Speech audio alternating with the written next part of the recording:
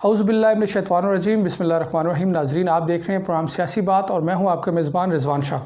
नाज़रीन, आज हम बात करेंगे पाकिस्तान की नई उभरती जमात इस्तेहकाम पाकिस्तान पार्टी के उम्मीदवार बराए सूबाई असम्बली हल्का PP 18 टेक्सला से उनके मजबूत तरीन उम्मीदवार अमार सिद्दीक़ खान साहब से हमारे साथ नशिस्त में मौजूद हैं। उनसे वो सवालात करेंगे जो आवाम में डिस्कस होते हैं, जो थड़ों पर, होटलों पर और आवाम के जहनों में जो पलते हुए सवालात हैं, उनके मुतल्लिक बात करेंगे और जवाबात आप तक पहुँचाने की कोशिश करेंगे। अस्सलाम वालेकुम अमार खान साहब। खान साहब, सबसे पहले ये बताएं जी, इस्तेहकाम पाकिस्तान पार्टी का इफ्तिताई प्रोग्राम जो वाक़ईन पे मुनक्किद किया, बड़ा ज़बरदस्त प्रोग्राम था। मार्की का साइज़ छोटा था, बड़ा था, लेकिन मार्की फुल थी, लोगों की भरपूर तादाद थी, लोगों का आप पे एतमाद था। लेकिन वहाँ जो मामला मैंने देखा, जो बात मैंने देखी कि आप चूँकि PTI छोड़कर इस्तेहकाम पाकिस्तान में आपने शमूलियत किया और इस्तेहकाम पाकिस्तान पार्टी थ्रू आउट वही लीडर है जो PTI से अलहदा हुए हैं। तो इस सूरत हाल में अलीम खान साहब का खसूसी तौर पर देखा गया कि वो इमरान खान साहब पर खसूसी तौर पर तनकीद करते रहे, बल्कि उनकी तकरीर का तकरीबन 80% जो मौजू रहा है वो इमरान खान पर तनकीद करते रहे। खान साहब, आपका वोट बैंक तो एंटी नून लीग वोट बैंक है और वही वो वोट बैंक है जो आपका PTI में वोट बैंक था, उसी को आपने साथ लेके चलना है, हल्के में भी उसको साथ अटैच करना है। तो बहुत सारे PTI के आपके दोस्त जो है वो नाला नज़र आते हैं, नाराज़ नज़र आते हैं इस पॉलिसी से कि आपके जो सदर हैं पार्टी के, उनकी तकरीर का 80% जो हिस्सा था वो इमरान खान पर तनकीद के हवाले से था। क्या कहेंगे आप? देखें, सबसे पहले जो मीटिंग हुई वो 2 दिन के नोटिस में हुई और ये एक प्रोमिनेंस का एक इकट्ठ था और उस मीटिंग में ये कहा गया था कि आपने हमारे घर आके हमें इज़्ज़त भी बख्शनी है और हमने ज्वाइनिंग करनी है। तो आपने ख़ुद देखा कि प्रोमिनेंस की 1500 के करीब तादाद भी मौजूद थी। उसमें 5-6 तकरीरें भी रखी गई और उसमें बहुत सी पाकिस्तान के लिए मुस्बत बातें भी हुई। जहांगीर तरीन साहब की तकरीर बहुत अच्छी उस लोगों ने सराहा भी, और अलीम खान साहब की तकरीर जो उनकी ज़ात पे जो उनके इमरान खान की ज़ात पे, और वो जो ख़ुद अपने आप को समझ रहे थे कि वो एक गरीब पार्टी हैं, तो उन्होंने अपने ख्यालात का इज़हार उस तरीके से किया। थोड़ा पर्सनल नहीं ले लिया उन्होंने इमरान खान के साथ? मेरे ख्याल से उनकी तकरीर को अगर रेट किया जाए तो 5 में से 10 और बाकी तकरीरें वो 8 में से 10 भी कह सकते हैं, 9 में से 10 भी कहा जा सकता है। तो उनकी तकरीर मेरे ख्याल से इतनी एक्सपेक्टेड भी नहीं थी और मेरे ख्याल से उसमें बेहतरी आ सकती थी। तो जिस हद तक आप देख रहे हैं कि जो आपका बयानिया था पहले प्रोग्राम में, उससे जो PTI का वोटर था, जो आपका हल्के का वोटर था, तो उसको अपने साथ ले जाने में, इस्तेहकाम पाकिस्तान पार्टी की तरफ ले जाने में मुश्किलात पैदा नहीं होंगी? देखिए, IPP का एक अलहदा स्टांस है, PTI का एक अलहदा स्टांस है। हम जब इंडिपेंडेंट थे तो वो एक अलहदा पोजीशन में थे, जब IPP में अलहदा पोजीशन में, तो वोटें तो हमने, मेरी तकरीर में यही था कि हमने तो डेवलपमेंट और अपनी शख्सियत पे वोट लेनी है, और जितना कट था वो हमारे जो नज़रियाती कहें या आप जो कहें सपोर्टर्स कहें, जो हमारे साथ मुंसलिक थे, जो 40 साल से हमारे साथ मुंसलिक थे, जो हमारा इलेक्शन लड़ते थे और जो मामलात में हमारे साथ थे, ये उनका कट था। तो एक हमने किसी को खान ग्रुप का इकट्ठ था, अगर कह लें कि जी, जो PTI में भी जो नुमाइंदा अशखास थे जिन्हें हमने PTI में भी शामिल करवाया था और आज जिन्हें हमने IPP में भी शामिल करवाया और जिनकी वजह से हमने इलेक्शन लड़ना है, तो उन लोगों का कट था। तो मेरे ख्याल से हमने किसी को टारगेट नहीं किया, हमने अपने चाहने वाले, अपने सपोर्ट बेस को टारगेट किया। अच्छा खान साहब, अब आपने जब PTI से अलहदगी का ऐलान किया, गुलाम सरोवर खान साहब ने किया, तो ये पार्टी जो है इस्तेहकाम पाकिस्तान पार्टी ही क्यों इसका इंतखाब किया गया? इसके मुतबादल आपके पास नून लीग का ऑप्शन भी मौजूद था, पीपल्स पार्टी का ऑप्शन भी मौजूद था। उनका वोट कम हो, ज़्यादा हो, बहरहाल इस जमात से तो बहुत ज़्यादा है ना, इसका तो ना होने के बराबर था। तो ये वजह जो है आम लोगों के जहन में है, समझ नहीं आ पा रही कि एक खान ग्रुप का जो वोट बैंक है वो तो इंटैक्ट है, आपका जो अपने ज़ाती तल्लुकात या गमी शादी या उसके अलावा जो आपने डेवलपमेंट के काम किए हैं लोगों के, उस पे जो वोट बैंक है वो तो इंटैक्ट है। अब पार्टी का वोट बैंक भी चाहिए होता है क्या इलेक्टेबल को, तो ये पार्टी इसका इंतखाब क्यों किया गया जिसका सिरे से वोट बैंक मौजूद नहीं था? देखिए, सबसे पहले समझना चाहिए कि पिछला इलेक्शन भी पार्टीज़ का इलेक्शन था और उसमें इंडिपेंडेंट की भी कोई हैसियत थी। बाई इलेक्शन में भी लोग इंडिपेंडेंट पोजीशंस में जीते, 2018 के बाद भी जीते, इमरान खान साहब की गवर्नमेंट में भी जीते। और आज का इलेक्शन मैं समझता हूँ वो पार्टीज़ का इलेक्शन है। पार्टी प्लेटफॉर्म भी ज़रूरी थी, और जो एक हल्के की सियासत है, और ओवरऑल हमने हमेशा PMLN की सियासत के ख़िलाफ़ ही सियासत की, एक अपोजिशन का रोल अदा किया। उन्होंने लोकली हमारे ख़िलाफ़ अपोजिशन का रोल अदा किया। तो मैं समझता हूँ कि एक पार्टी प्लेटफॉर्म होना ज़रूरी है। पीपल पार्टी हम छोड़ के आए हुए थे, PMLN को ऐसा अपोजिशन रोल हम अदा करते थे, तो IPP एक बेहतर ऑप्शन थी। और उसमें जो मैं आपको कहना चाहूँ कि आपने कहा कि जी पीपल पार्टी काफ लीग, तो जब हमने हमारे पास ये पोजीशन अब तीसरी बार हम फेस करेंगे। हमने पहले भी एक पीपल पार्टी छोड़ के इंडिपेंडेंट इलेक्शन लड़ा, उसके बाद जब काफ का 2008 का इलेक्शन लड़ा तो चौधरी शहजाद साहब और परवेज़ इलाही साहब की वोटें टेक्सला में नहीं थी, वो वोटें हमारी थी, लोगों ने मेहरबानी की। तो इंशाल्लाह ताला एक प्लेटफॉर्म है, लेकिन मेहनत अपनी है, शौक़ से लगन से मेहनत करेंगे और अपनी वोटों पे ही इंशाल्लाह ताला लोगों की खिदमत करेंगे और इलेक्शन लड़ेंगे। आम तौर पर इस्तेहकाम पाकिस्तान पार्टी के मुतल्लिक़ ये तासुर कायम हो रहा है कि नून लीग की बी टीम के तौर पर ये खेल रही है। ये तासुर क्यों पैदा हो रहा है? हमने भी मकामी जलसे में देखा कि आपके लीडरान का जो तीरों का रुख है वो इमरान खान की तरफ है, PTI की तरफ है। तो बेसिकली जो आपका वोट बैंक है या आपकी जमात का जो वोट बैंक है वो तो एंटी नून लीग वोट बैंक ही आप कैश कर सकेंगे, ना कि नून लीग प्रो नून लीग तो नहीं ना। एंटी नून लीग आपको वोट बैंक कैश करना है। क्या हिकमत अमली होगी इलेक्शन में जब आप जा रहे हैं, तो आप एंटी नवाज़ जा रहे हैं, एंटी नून लीग जा रहे हैं, या एंटी PTI या इमरान खान जा रहे हैं? देखें, हम तो ओपोजिशन करेंगे या इलेक्शन कैंपेन करेंगे PMLN के कैंडिडेट्स के ख़िलाफ़। वो जिस सीट पे भी इलेक्शन लड़ेंगे, हमारी तकरीरों में भी उनकी बुरी पॉलिसीज़ को हम सामने लेके आएंगे, उनकी मुल्क दुश्मन पॉलिसीज़ को भी सामने लेके आएंगे, और उनकी कैंडिडेट के ख़िलाफ़ भरपूर इलेक्शन लड़ेंगे।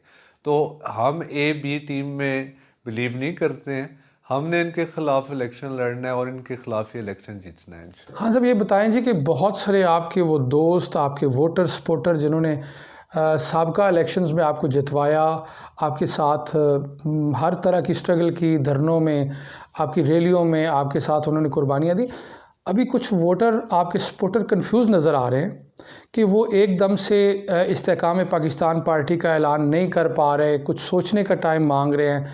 इस तरह का एक सियासी अभाम बना हुआ है हल्के में, तो इसको किस तरह दूर कर पाएंगे? और जो PTI के अंदर अभी मौजूदा लोग मौजूद हैं और जो वेट कर रहे हैं, उनको किस उम्मीद के साथ, किस हिकमत अमली के साथ इस्तेहकाम पाकिस्तान पार्टी में ला सकते हैं? देखिए, लोगों ने तो एतमाद किया जब हमने PTI से रास्ते अलहदा किए, तो जो बॉडी थी, तंजीमी ढांचा था पूरी तहसील का, उन्होंने अपने इस्तीफ़े भी जमा करवाए। ये मैं आपको आज बता रहा हूँ, वैसे आम लोगों को पता नहीं है। और बहुत से ऐसे लोग हैं जो इलेक्शन PTI के फोरम पे लड़ना चाहते हैं, उनके भी वीडियो बयानात मौजूद हैं, उनकी भी रिटन डॉक्यूमेंटेशन मौजूद है कि उन्होंने PTI को डिनाउंस किया है। वो एक लबादा ओढ़े हुए हैं कि हम आपके साथ हैं, हम PTI के साथ हैं, और वो अंदरून खाना उन्होंने अपने मामलात किए हुए हैं। तो मैं समझता हूँ कि हमारे पे एतमाद ये है कि हमने PTI को जब डिनाउंस किया तो उसके बाद सब लोगों ने अपने ओहदों से इस्तीफ़ा दिया। जो रही PTI थी, उन्होंने नई तंजीमें बनाने की कोशिश की। तो इंशाल्लाह ताला अब आप देखेंगे, जब सियासी लोग हैं, हल्के के भी सियासी लोग हैं, उन्होंने जब IPP ने तंजीमों का आगाज़ करना है तो यही लोग तंजीमों में भी होंगे और कंपेन भी शुरू करेंगे। तो मेरे ख्याल से कन्फ्यूजन का कोई शिकार नहीं है, कन्फ्यूजन का शिकार कोई नहीं है। कन्फ्यूजन ये है कि किसने किस सीट पे इलेक्शन लड़ना है, कौन किसका मदे मुकाबल होगा। तो ओवरऑल सिस्टम में कन्फ्यूजन है, पंजाब भर में कन्फ्यूजन है, हलकों में कन्फ्यूजन है। तो इंशाल्लाह ताला ये इलेक्शन के करीब नॉमिनेशन के टाइम पे काफ़ी कन्फ्यूजन क्लियर तो हो क्या आप जाएगी। समझते हैं कि आईपीपी इलेक्शन से कबल, इलेक्शन तो ज़ाहिर है डेट अनाउंस हो गई है, उससे कबल अब तंजीम साजी का प्रोसेस भी होगा या इलेक्शन के बाद मेरे होगा? ख्याल से आईपीपी अगर उन्होंने अपनी जड़ें मजबूत करनी है और तंजीम साजी भी होनी चाहिए, और इलेक्शन कमीशन के कोड ऑफ कंडक्ट भी आ चुका है, मसलन बहुत सी उसमें ये भी शामिल है कि इंट्रा पार्टी इलेक्शन भी करवाएं। तो मेरे ख्याल से तंजीम साजी करवा के आप लोगों को उनको रोल्स भी दे सकते हैं, और इलेक्शन का एक बेहतरीन तरीक़ाकार होता है कि आप जिम्मेदारियां दे के इलेक्शन लड़ें। तो अगर ये प्रपोज़ल हुआ तो हम तो इंशाल्लाह ताला शुरू करवाएंगे, और वही लोग जो सियासी लोग हैं जिनकी जिम्मेदारियां हैं वही ये जिम्मेदारी लेंगे। अच्छा खान साहब, आपकी जो साबका जमात है पाकिस्तान तहरीक इंसाफ, उसका जो वोटर है आपका इलाके का, हलके का जो वोटर सपोर्टर था, वो एक गिला शिकवा करता नज़र आ रहा है कि आप लोग सीनियर क़यादत थे पाकिस्तान तहरीक इंसाफ की, मुश्किल वक्त आई तो आप लोग पार्टी छोड़कर इस्तेकाम पाकिस्तान पार्टी में शमूलियत कर गए हैं, और मलिक तैमूर के मुतलिक लोग ये कह रहे हैं कि डट के खड़े हुए हैं जी पीटीआई के साथ, और अगले इलेक्शन में पीटीआई के साथ वो शामिल होंगे, पीटीआई की तरफ से लड़ेंगे, मुश्किल हालात का सामना कर रहे हैं और मज़ीद करेंगे, और पाकिस्तान तहरीक इंसाफ की तरफ से कौमी असम्बली के उम्मीदवार हैं। तो इस मुतल्लिक आप क्या कहेंगे? क्या आप समझते हैं कि पाकिस्तान तहरीक इंसाफ के उम्मीदवार के तौर पर भले के इंतखाबी निशान पर मलिक तैमूर आपको नज़र आ रहे हैं? मलिक तैमूर साहब ने जहन भी अपना बनाया हुआ पीटीआई छोड़ने का, उनकी नेगोशिएशन भी चल रही हैं, और मलिक तैमूर साहब पहले दिन से पीटीआई में नहीं है, वो भी काफ में थे और पीटीआई उन्होंने ज्वाइन ही की। और अब तो ये हालात हो गए हैं कि जो काफ में लोग थे उन्होंने पीटीआई भी ज्वाइन की, और अब वो पीटीआई को दोबारा छोड़ेंगे भी। तो मलिक तैमूर साहब भी एक्सेप्शन नहीं है। तो वो आइंदा आने बड़ी वाले खबर दे रहे हैं आप। जी जी, वो नेगोशिएशन उनकी चल रही है, उनकी बहुत सी मुलाकातें जो निसार साहब से भी हैं, तो वो हर जगह अपनी फेस सेविंग चाह रहे हैं, और आइंदा आने वाले दिनों में वो इलेक्शन जो भी हिकमत अमली है, लेकिन वो पीटीआई को डिनाउंस करके अपनी हिकमत अमली तय करने के लिए जो टाइम मांगा हुआ है, तो वो मेरे ख्याल से जल्द फैसला कर देंगे। क्या समझते हैं कब तक छोड़ने जा रहे हैं पीटीआई? लेकिन अगर आपके ज़राए क्या कह रहे हैं? अनकरीब, अगर इलेक्शन से स्केड्यूल को वो देख रहे हैं, अगर नॉमिनेशन 10 दिनों में करवानी है तो वो 5 दिन पहले छुड़वाएंगे, नॉमिनेशन अगर परसों है तो उन्हें कल छोड़नी है, तो उन्होंने जहन बनाया हुआ है। और आजकल उनकी टेक्निक ये है कि जो पीटीआई के जितने चेयरमैन थे यूनियन काउंसिल को, उन सबको कैंडिडेट बना दिया जाए, और वही हिकमत अमली है। तो अब मेरे हलके में भी कोशिश की जा रही है कि 4-5 जिस तरह नून के कैंडिडेट बनाए गए, इसी तरह पीटीआई के ज़्यादा कैंडिडेट बना दिया जाए, और हर बंदे को सहारा देने के लिए उनको गुमराह किया जा रहा है। तो इलेक्शन जो गुमराह कर रहा है उसने अनकरीब फैसला कर देना। नाज़रीन, बहुत बड़ी ख़बर है, और साबिक़ एमपी अमार सिद्दीक़ खान साहब बड़े वसूख के साथ ये बता रहे हैं कि जो लोग ये बात कर रहे हैं कि मलिक तैमूर साहब डट के खड़े हैं और वो इलेक्शन में उतरेंगे पाकिस्तान तहरीक इंसाफ की तरफ से, बहुत ही बड़ी ख़बर दे रहे हैं हल्के के लिहाज से अमार सिद्दीक़ खान साहब, और मजबूत ज़राए से ज़ाहिर दे रहे हैं कि बहुत जल्द मलिक तैमूर साहब भी पाकिस्तान तहरीक इंसाफ छोड़ने वाले हैं। तो आप क्या समझते हैं कि उनके पास, आप अगर वो छोड़ रहे हैं, इतने ज़राए हैं आपके पास कि आपको ये मालूम है कि वो अनकरीब छोड़ रहे हैं, तो उनके पास ऑप्शन क्या बचते हैं जी इसके अलावा? देखिए, मेरे ख्याल से अगर उन्होंने जब पीटीआई छोड़ी तो वो पीएमएलएन में उनकी प्लेसमेंट नहीं है, वो कोई आज़ाद उम्मीदवार के साथ लिंकअप होकर इलेक्शन लड़ना चाहते हैं, और वो आज़ाद उम्मीदवार जिसने थाना कचहरी की सियासत की है, जैसे 5 साल जो हैं वो इस हल्के में मुंह नहीं दिखाया है, अब बेर पक्का है तो बेर खाने के लिए निसार अली खान का आप जिक्र कर रहे हैं, वो आपके ज़राए ये कह रहे हैं कि निसार अली खान साहब और मलिक तैमूर साहब अलायंस बनाने की कोशिश कर रहे हैं। जी, उनकी मुलाकातें भी हैं, और उनकी मुलाकातें भी हैं, तो ये मुलाकातें और तकरीबन कितनी मुलाकातें हैं? मेरे ख्याल 2 मुलाकातें हैं, तो ये कंफर्म मुलाकातें हैं, और एक जगह वो मुलाकातें भी कर रहे हैं और दूसरी जगह वो पीटीआई के कैंडिडेट्स को पुश भी कर रहे हैं कि आप इलेक्शन लड़ें, आप इलेक्शन लड़ें। तो अनकरीब पीछे से वो हट जाएंगे और उन्होंने पार्टी डिनाउंस करके कोई अपनी हिकमत अमली बनानी। तो क्या आप समझते हैं कि जो पाकिस्तान तहरीक इंसाफ का वोटर है, वोट बैंक है, तो वो तो ज़ाहिर है फिर उसको कौन कैश करेगा, किस तरह करेगा?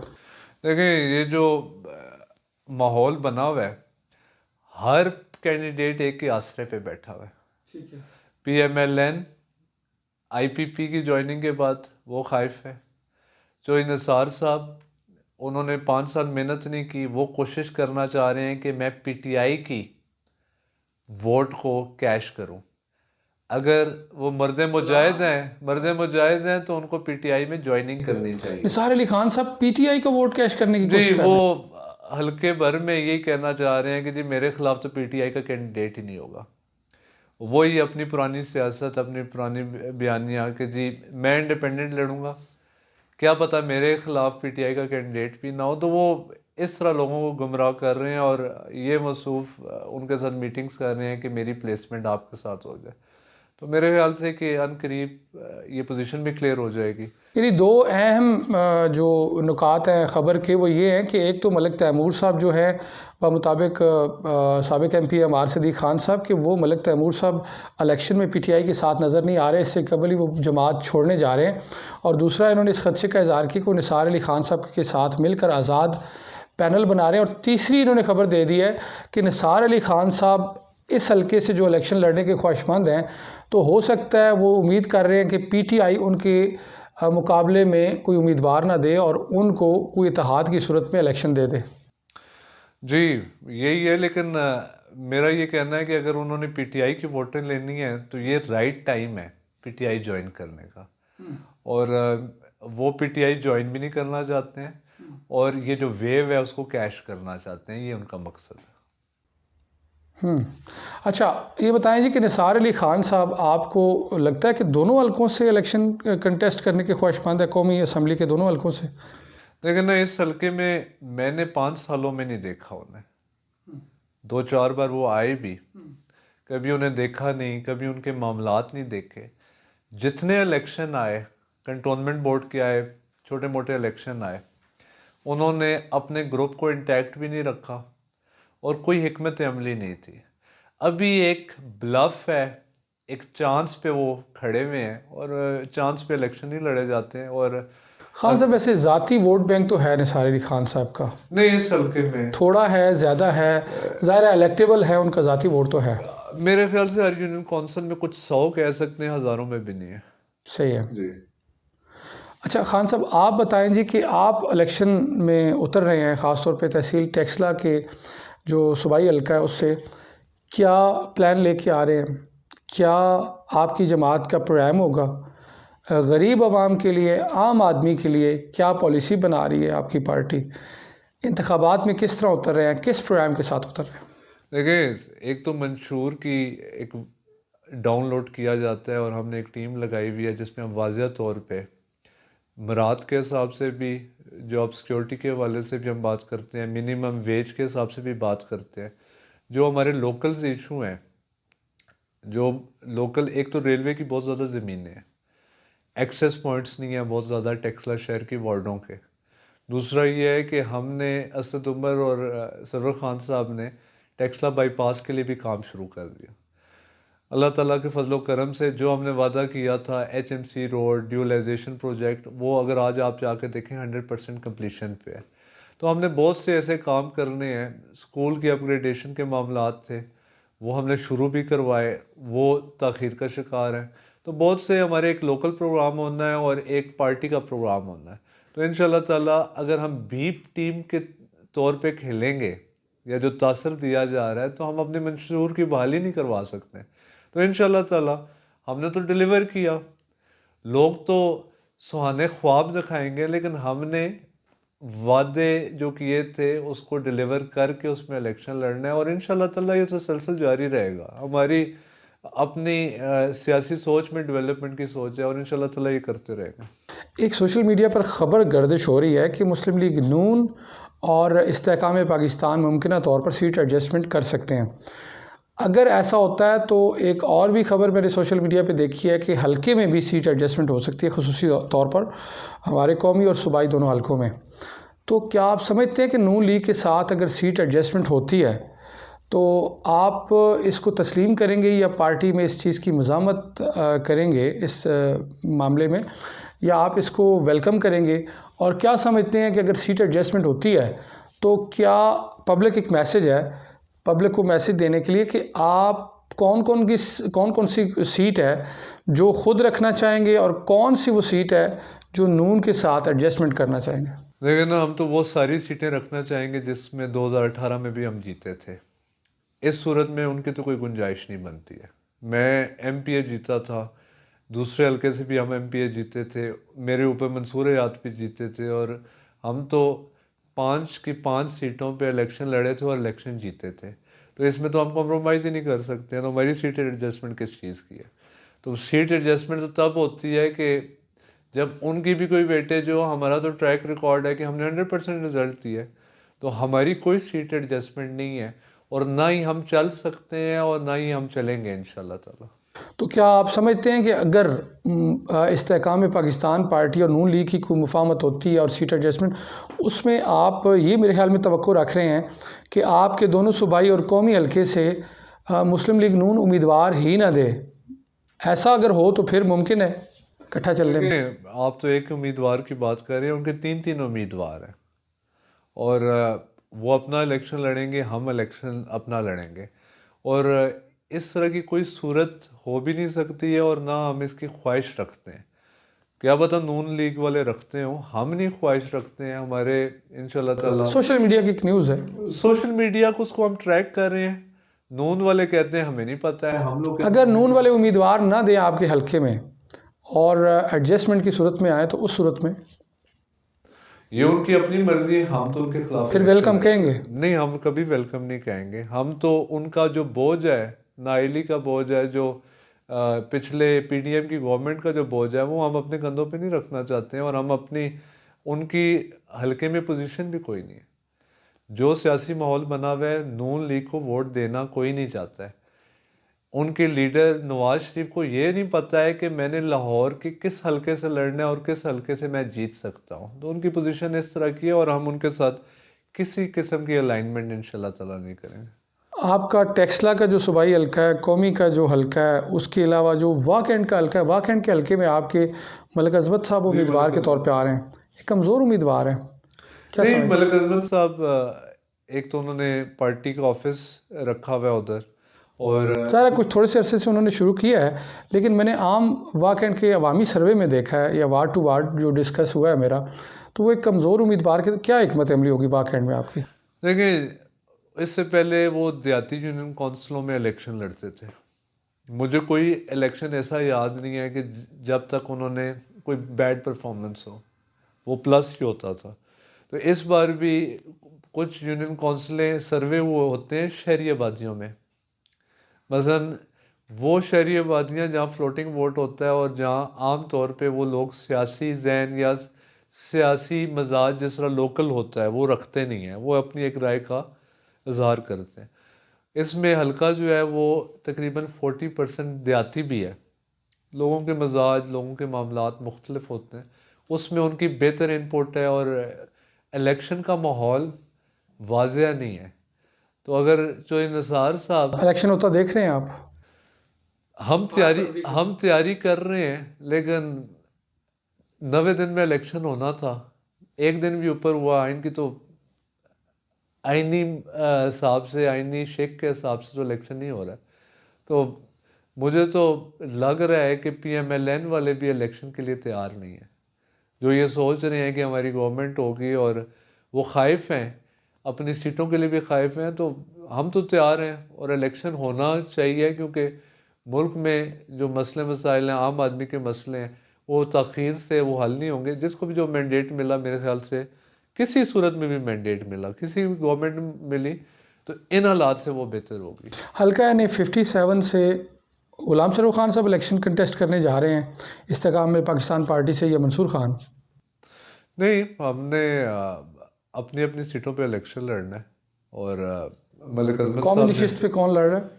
मंसूर याद और सरवर खान साहब अपनी मंसूर याद खान साहब लड़ रहे हैं इस हल्के से। अच्छा खान साहब, लास्ट क्वेश्चन है मेरा आपसे कि बहुत सारे वो लोग आपके वोटर सपोर्टर, आपके जियाले जो पाकिस्तान तहरीक इंसाफ में आपके साथ थे, जानी माली लिहाज से आपके साथ थे, अभी वेट एंड सी में कि डायरेक्ट आपको ज्वाइन करने के हवाले से वो सोच विचार में है कि वो पीटीआई में रहें या आपको ज्वाइन करें, तो क्या उनके हवाले से क्या बात करेंगे? देखें, अल्लाह ताला का फजलो करम है, 40 साल से एक ही चेहरा देखना ये मुमकिन नहीं है। हर 5 साल बाद इलेक्शन होता है और अल्लाह ताला का करम है, हम पे एतमाद करते हैं, परफॉर्मेंस बेस करते हैं, पर्सनल लेवल पे करते हैं, हम पे एतमाद करते हैं। और ये हाई टाइम है, जो अपॉर्चुनिस्ट होते हैं वो तो हाई टाइम है, वो ज्वाइनिंग भी करें, वो पार्टी में भी रहें। मैं आपको 3 दिन का टाइम देता हूँ, कोई बंदा ये नहीं कहेगा कि जी हम इन पे एतमाद नहीं करते हैं और इनके इस फैसले से इत्तेफाक नहीं करते हैं और हमने एक अलहदा सियासी राह अपनाना है। हमारे दोस्तों में कोई नहीं कहेगा और हम इन्हीं पे डिपेंड करके इलेक्शन लड़ते थे। रही बात जो पार्टी की है, पार्टी को एक पैगाम रसीदा कहें या पार्टी को मुतारिक करवाना या अपनी गवर्नमेंट से कोई चीज़ें अपने लोगों के लिए लेना, उसके लिए हम अवेलेबल थे, अवेलेबल रहेंगे इंशाल्लाह ताला। तो अभी भी मुर्शद का जो वोट बैंक है उसके साथ कैसे बर्ताव करेंगे, क्या करेंगे? मुर्शद का जो वोट बैंक है, देखें, मुर्शद तो आए 10 सालों में, हम तो 40 साल में, हमारी भी कोई अच्छी बात होगी। हम तो किसी के ख़िलाफ़ नहीं है, अल्लाह ना करे हम किसी शख्स के ख़िलाफ़ हों, किसी पार्टी के ख़िलाफ़ हों। हम तो अपनी परफॉर्मेंस के, अपने किरदार के बेसिस पे इलेक्शन लड़ेंगे। बहुत से ऐसे लोग हैं हमारा चेहरा पसंद नहीं है, वो यही बात करते हैं, सोशल मीडिया पे बात कर लेंगे, वो भी 2-3-4 लोग हैं और वो सोशल मीडिया की हद तक ही हैं और आगे निकलते भी नहीं हैं। और जज्बा तो ये होना चाहिए कि मुश्किल टाइम में किसी के साथ खड़े हों। वो पीटीआई के साथ जो हैं वो उनको खड़ा भी होना चाहिए, खुल के खड़ा होना चाहिए।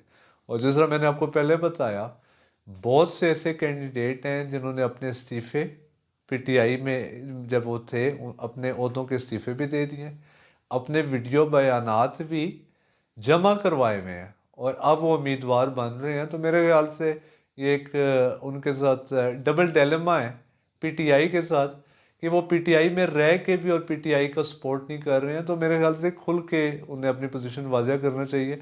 हमारे दोस्त अहबाब जो 40 साल से, आप पर उम्मीद है कि आप वो वोट बैंक जो पीटीआई में सारा था, इमरान खान का बल्ले का वो सारा, वो अपने साथ ले आएंगे? मुझे तो मेरे से आप किससे मुकाबला करवाएंगे? हल्के में मैं 100% देता रहा, डेवलपमेंट 100% है, शख्सी वोट कहें या किरदार कहें वो अल्लाह ताला का करम है, उसमें भी हम पूरे, मतलब ट्रैक रिकॉर्ड में किसी के पास कुछ है ही नहीं। हम तो अवेलेबल भी थे, पार्टी और हुकूमत के दरमियान पुल का किरदार भी अदा कर रहे थे। और हल्फन इकरार करता हूँ कि मैक्सिमम स्कीमें बुज़दार दौर में भी बुज़दार साहब ने हमें नहीं दी। बुज़दार साहब एक स्कीम का इफ्तिताह करने नहीं आए, एक स्कीम उनकी अप्रूवल से नहीं हुई।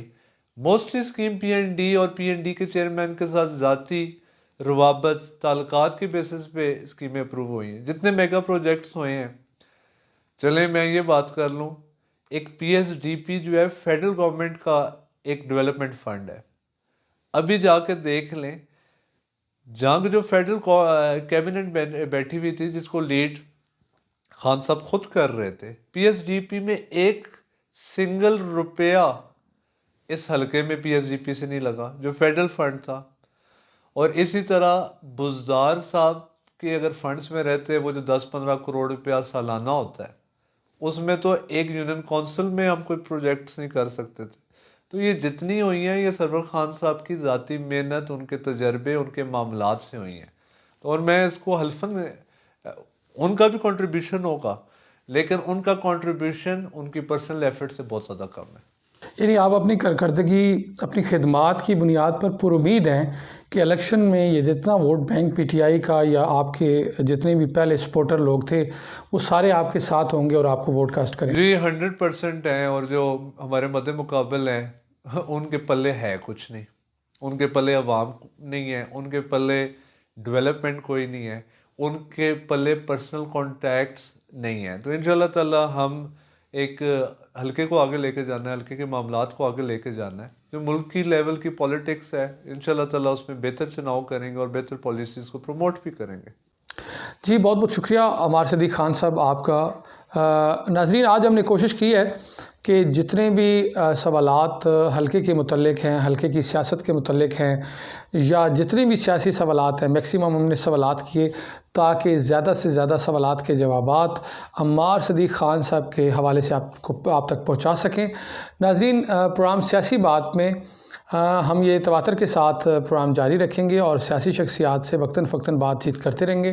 फ़िल वक्त अपने मेज़बान सैयद रिज़वान हैदर को प्रोग्राम सियासी बात से इजाज़त दीजिए। अल्लाह हाफ़िज़।